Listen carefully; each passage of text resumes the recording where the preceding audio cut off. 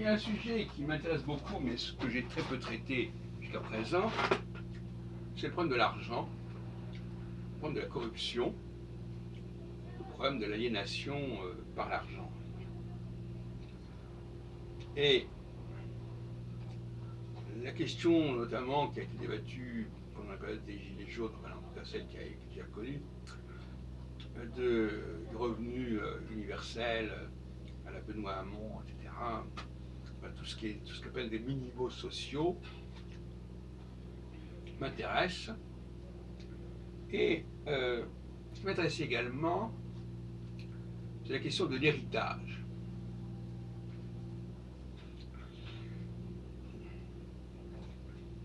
L'héritage est une institution tout à fait intéressante,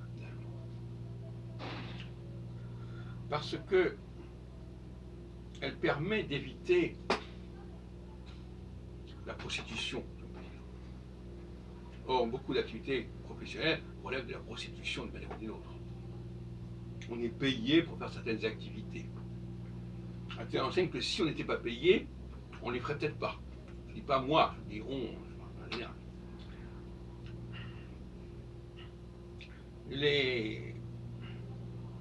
Ça crée des fausses motivations. Même dans le domaine de l'immigration, on peut se poser la question du poids de l'argent. Les gens viennent vers un pays parce qu'ils peuvent gagner de l'argent. En tout cas, plus d'argent que dans leur pays d'origine. Donc cette question de l'argent, c'est quand même très corrupteur, très corrupteur. Parce que on motive les gens par l'argent au lieu de les motiver par la cause que l'on défend. Ce qui renvoie d'ailleurs à la politique. Et on sait justement que la politique et l'argent ne font pas forcément bon ménage. Et quand on parle de corruption, on parle parfois et souvent de corruption chez les politiques. L'affaire Fillon, etc. Et c'est vrai que la politique, idéalement, ne devrait pas être motivée par des questions d'argent. Et c'est ça qu'on appelle la corruption. Alors, la corruption, elle peut exister chez les communs des mortels, une sorte d'activité professionnelle, y compris dans les professions libérales d'ailleurs, et surtout, mais elle peut en revanche, elle doit être plus ou moins à l'écart des professions d'activité politique. Parce que le vrai pouvoir, le vrai charisme ne passe pas par l'argent. Il passe par la volonté d'un projet auquel un certain groupe de gens sont attachés. Les gens qui votent pour telle et telle personne ne le font pas pour de l'argent.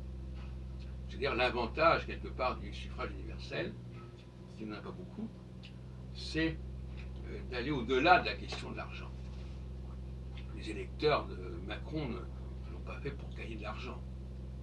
Peut-être que les députés, peut-être, mais pas les électeurs. Et sinon, toute la question est là. Bref.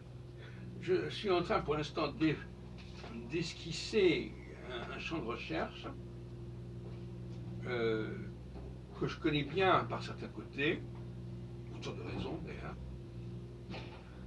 à savoir que l'argent se substitue aux vraies motivations. Vous me direz, oui, mais après, il faut bien gagner sa vie. Ben oui, il faut gagner sa vie, mais dans ses engagements, l'argent ne fait pas bon ménage avec cette question-là. Alors, on continuera la réflexion ultérieurement, mais je parlais tout à l'heure de l'héritage. Ben, l'héritage permet d'éviter la corruption. L'héritage, ça peut être l'héritage de biens mobiliers, immobiliers, le capitalisme, etc., enfin, peu importe. Mais ça protège de la corruption et de la prostitution, qui en est le corollaire.